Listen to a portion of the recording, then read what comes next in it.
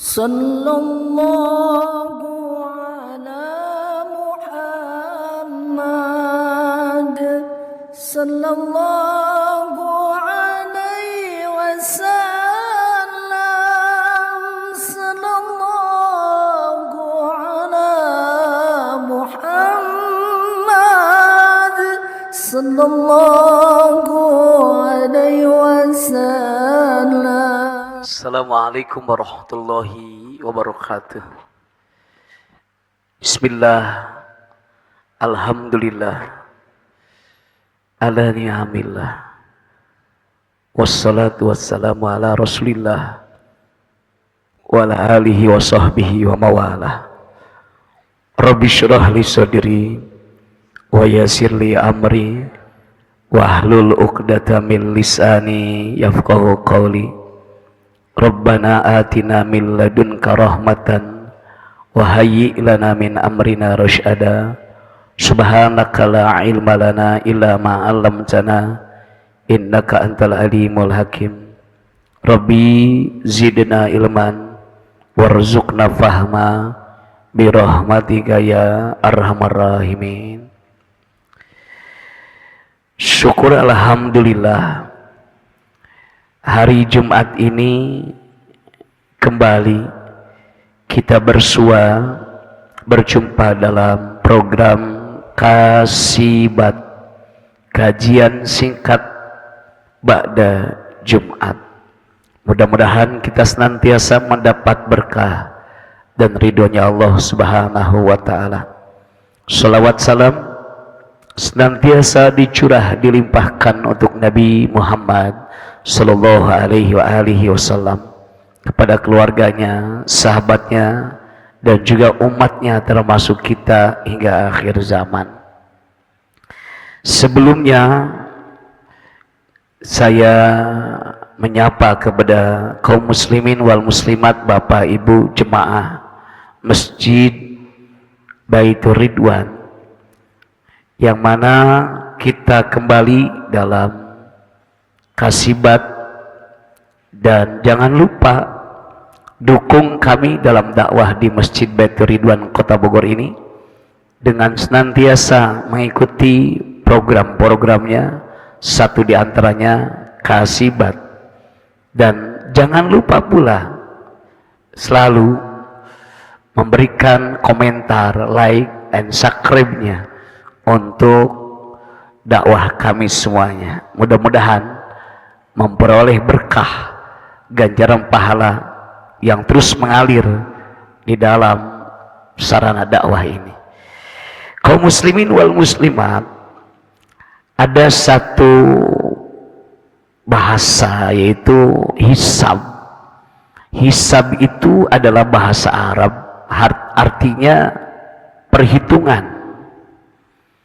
Dan hisab ini dikenal oleh orang-orang Islam akan dilaksanakan kelak nanti di alam akhirat. Dan hisab itu sendiri banyak dikomentari oleh Allah, oleh Rasul, dan juga oleh para sahabat, dan tidak tertinggal para alim ulama. Satu hal yang kita ambil ungkapan dari Sayyidina Umar bin Khattab. Beliau Umar bin Khattab mengucapkan dalam ungkapannya, hasibu qabla an tuhasabu. Hisablah diri kalian sebelum nanti kalian di alam akhirat dihisab oleh Allah. Makna ini adalah bahwa setiap manusia kelak nanti di alam akhirat pasti bakal melalui perhisaban ini.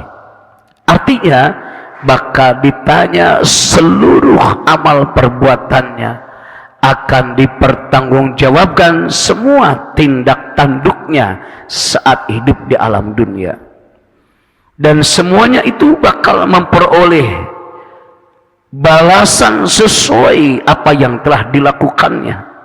Wa may ya'mal misqala dzarratin khairan yarah wa may ya'mal misqala dzarratin syarran yarah. Siapa di antara orang yang berbuat kebaikan sekecil biji jarah pun akan diganjar, dibalas dengan kebaikan lagi. Dan siapa orang yang melakukan kejahatan barang sekecil biji atom pun tetap itu akan dibalas oleh Allah dengan kejahatan pula. Yang baik diganjar baik, yang jahat diganjar dibalas dengan kejahatan. Yang baik diberikan surganya oleh Allah, dan yang jahat disiapkan nerakanya oleh Allah Subhanahu wa ta'ala. Maka oleh karena itu hisab itu berat sekali.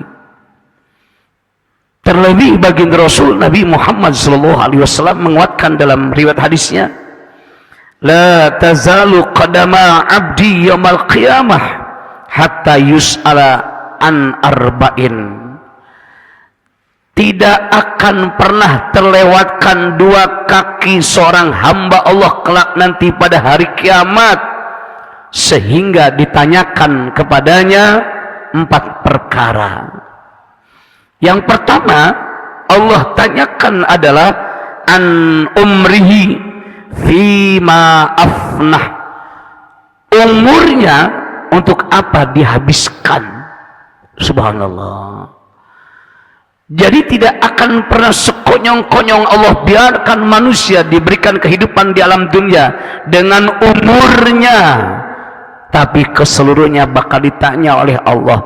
Itu umur yang telah Allah berikan, itu umur yang telah juga dikaruniakan kepada kalian, dihabiskan untuk apa?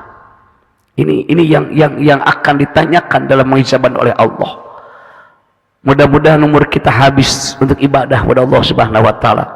Jangan sampai umur kita habis dengan melakukan dosa serta kemaksiatan. Nauzubillah. Kemudian yang kedua, baginda Rasul menyebutkan adalah wa an jasadihi fima ablah. Yang kedua tentang jasadnya, tentang raganya, tentang tubuhnya. Dipakai apa itu tubuh? Apakah tubuhnya yang telah Allah sempurnakan penciptaannya? Laqad khalaqnal insan fi ahsani taqwim, dipergunakan untuk sesuatu yang dimurkai oleh Allah atau sesuatu yang disukai oleh Allah.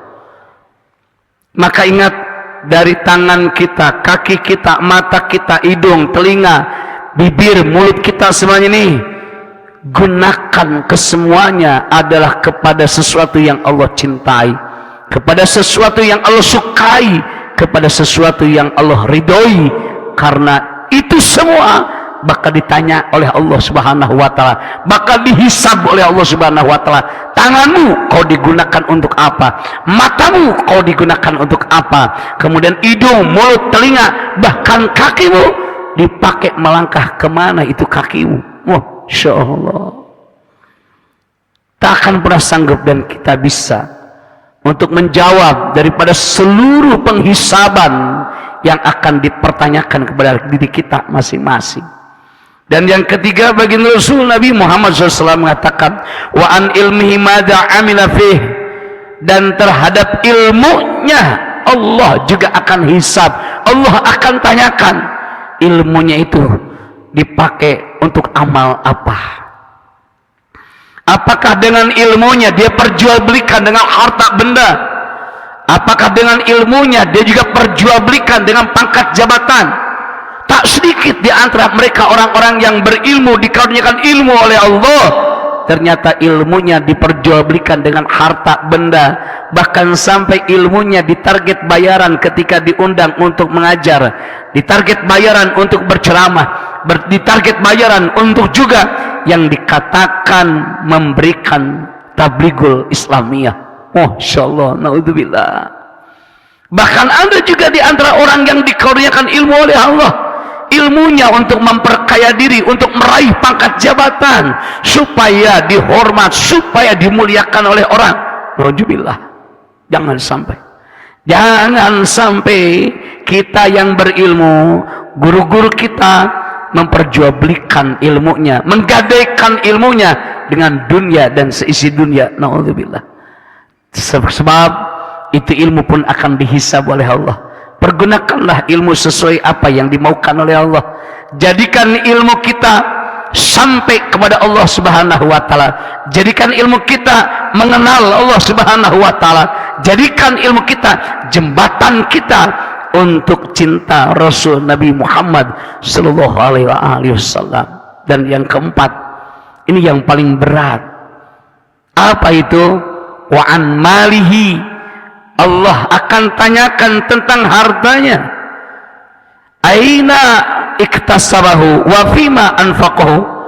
Dari mana harta benda itu diperoleh dan dipakai untuk apa itu harta benda? Masya Allah. Inilah penghisaban yang teramat berat yang dialami oleh umat manusia, yakni penghisaban harta benda.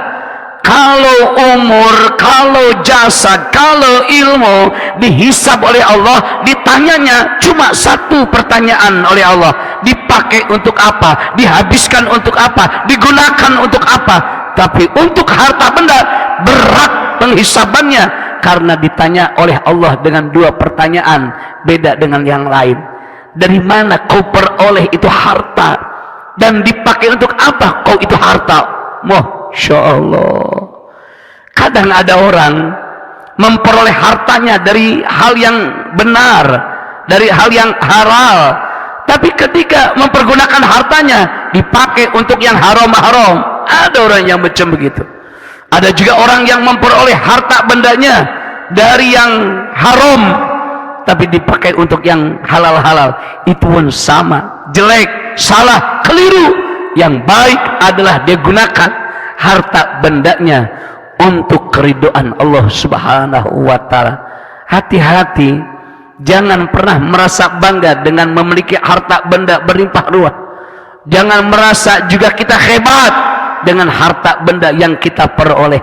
Jangan merasa kita kaya raya dengan kekayaan harta benda yang kita miliki, karena sesungguhnya kita akan direpotkan dan juga bakal diberatkan dengan penghisaban kelak nanti di alam akhirat oleh Allah Subhanahu wa taala. Ingatlah, di antara nabi, di antara rasul, yang paling terakhir masuk ke dalam surganya adalah Nabi Sulaiman alaihi salam. Kenapa Nabi Sulaiman terakhir masuk surganya? Karena dia pertanggungjawabkan terlebih dahulu yang disebutkan dengan harta bendanya. Karena Sulaiman alaihissalam, Allah karuniakan harta benda yang begitu banyaknya, saking banyaknya sampai Nabi Sulaiman mempertanggungjawabkan seluruh harta bendanya, menjadikan beliau masuk surganya terakhir dibandingkan Nabi dan Rasul-Rasul Allah yang lainnya. Ayo saudara, selagi kita diberi kesempatan hidup di alam dunia, kita muhasabah diri sebelum kelak nanti dihisab oleh Allah. Jangan sampai harta benda kita sudah kita capek-capek memperolehnya, capek-capek berusaha bisnis dan kerjanya, jangan dipergunakan kepada sesuatu yang dimurkai oleh Allah. Jangan pernah kita pakai kepada sesuatu yang diharamkan dalam syariat agama Islam, karena harta benda itulah yang bakal berat dihisabnya oleh Allah Subhanahu wa taala. Harta ada yang membawa pemiliknya masuk surga Allah, dan harta ada yang menyeret pemiliknya masuk dalam nerakanya Allah Subhanahu wa taala. Semoga harta benda yang kita miliki, banyak ataupun juga sedikit, menghantarkan kita ke dalam surganya Allah Subhanahu wa taala.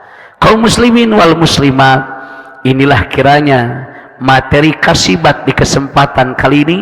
Mudah-mudahan kita semuanya kelak nanti kalaupun memang Allah hisab, semoga hisaban kita diringankan oleh Allah Subhanahu wa taala. Bagi bapak, bagi ibu yang ingin terus bantu kami, tidak bisa memberikan harta benda, tidak bisa juga berimpak sedekah dengan uangnya, bisa melalui YouTube channel Masjid Baitur Ridwan dengan subscribe like, komen, dan terus ikuti, tonton kasibatnya. Insyaallah jadi amal jariah yang terbaik dunia akhirat kita sekalian. Atas nama pribadi dan keseluruhan pengurus DKM Masjid Baitur Ridwan mengucapkan banyak-banyak terima kasih dan mohon maaf atas segala kealfaan dan kekurangan. Insyaallah Jumat besok berjumpa lagi dengan narasumber kiai yang berbeda. Assalamualaikum warahmatullahi wabarakatuh.